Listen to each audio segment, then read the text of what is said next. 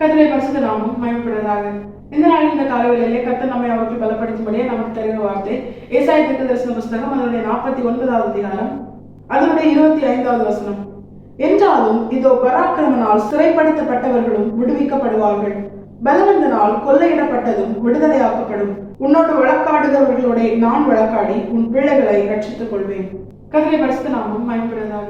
இந்த வசனத்தை கொண்டுதான் தேவதேசர்களாகி நம்மை இன்று அவருக்கு பலப்படுத்துகிறார். இந்த வசனம் ஒரு காரியத்தை தெளிவாக சொல்கிறது.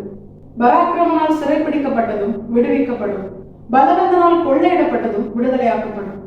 தேவர்களாகி நம்முடைய வாழ்க்கையில சத்ருவால் ஏற்பட்ட மனிதர்கள், சத்ருவால் ஏற்பட்ட சூழ்நிலைகள், பிசாசின் கிரியைகள், உலக மாமிசம், பிசாசு, இவைகள் தேவனால் நமக்கு தரப்பட்ட நன்மைகளை அது கொள்ளையிடுகிறது, அது சிறைப்பிடித்து கொண்டு போகிறது. ஆனா தேவ பிள்ளைகளாகிய நாம் விசேஷித்தவர்கள். ஏன் தெரியுமா?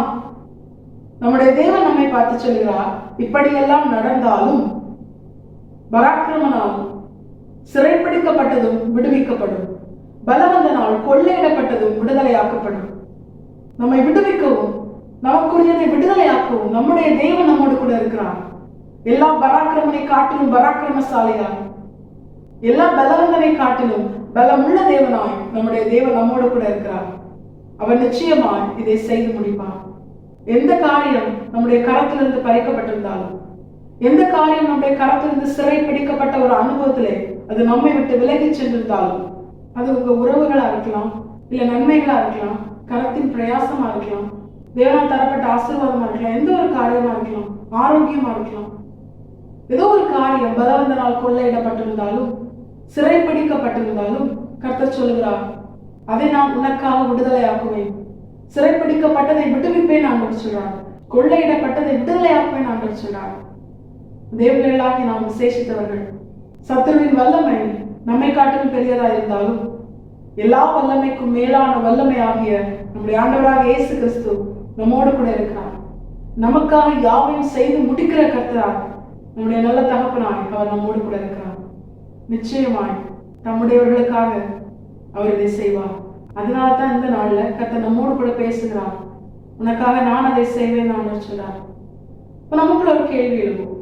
எந்த ஒரு காரியமும் கட்டளை இல்லாமல் இருக்காது. இது ஒரு பெரிய வாக்குத்தத்தம். நம்முடைய தேவன் நம்மிடத்தில் எதிர்பார்க்கிற காரியம் என்ன? நாம் என்ன செய்ய வேண்டும்? அதை தான் இந்த வசனத்தின் 2வது பகுதி தெளிவாய் சொல்கிறது. உன்னோடு வழக்காடுகிறவர்களோட நான் வழக்காடி உன் பிள்ளைகளை ரட்சித்துக் கொள்வேன். இந்த இடத்துல ஆண்டவர் சொல்றாரு, உன்னோடு வழக்காடுகிறவர்களோட நான் வழக்காடி உன்னுடையவர்களை ரட்சித்துக் கொள்வேன் ஆண்டவர் சொல்றாரு. வழக்காடுவதும் ரட்சிப்பதும் கர்த்தருடைய வேலை. அதை நாம் செய்ய முயற்சிப்பதால் தான் இவ்வளவு நாட்கள் நாம் தோற்று போனோம். அது மாத்திரமல்ல, மறுபடியும் சத்துரு என்ன பண்றான்? நம்முடையதை அவன் அபகரித்துக் கொள்கிறான், சிறைப்பிடித்து போகிறான், கொள்ளையிடுகிறான்.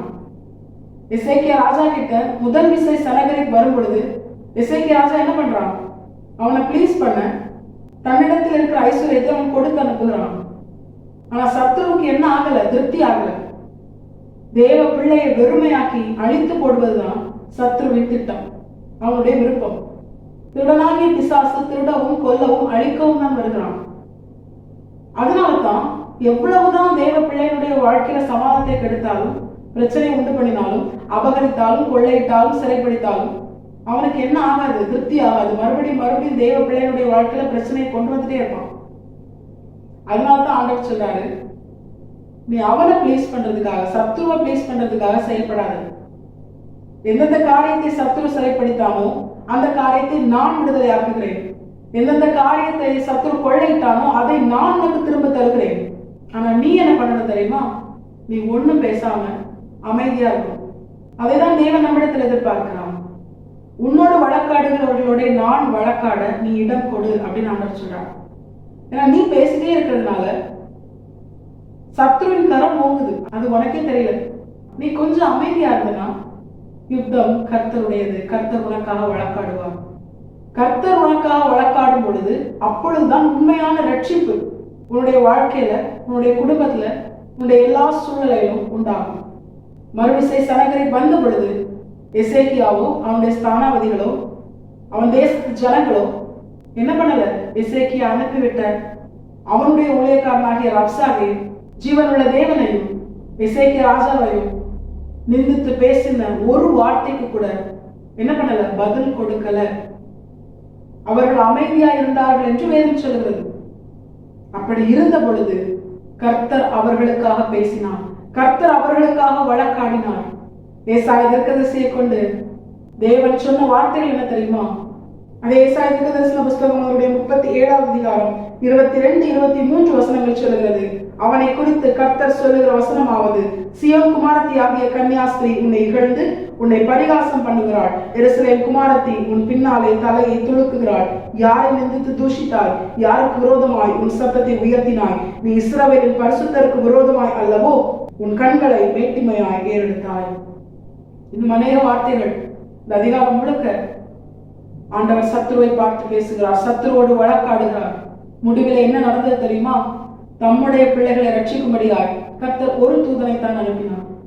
சத்துருவின் மொத்த பாளையத்தில் உள்ள பராக்கிரமசாலிகளையும் அந்த ஒரு தூதன் கொன்று குவித்தான். மறுநாள் காலையில் எழுந்து பார்த்த பொழுது சனகரிப் செத்த முகமாய் தன்னுடைய தேசத்துக்கு திரும்பினான். அங்கே அவனுடைய தேசத்திலே அவனுடைய தேவனின் கோவிலிலே அவன் தொழுது கொள்ளும் பொழுது அவனுடைய கர்ப்ப பிறப்பாகி அவனுடைய குமாரர்களை அவனை கொன்று போட்டார்கள். இந்த சம்பவங்களை எதற்காக நம்முடைய தேவன் நமக்கு எழுதி கொடுத்திருக்கிறார்? தேவர்களாகி நாம் உணர்வடைந்து தேவன் நமக்காக யுத்தம் பண்ண, தேவன் நமக்காக வழக்காட, யுத்தம் கர்த்தருடையது என்பதை உணர்ந்து நம்மால் ஒன்றும் செய்ய முடியாது. ஆனால் நம்முடைய தேவன், நமக்கு துணை நிற்கிற நம்முடைய தேவன் சர்வ வல்லமை உள்ளவர்.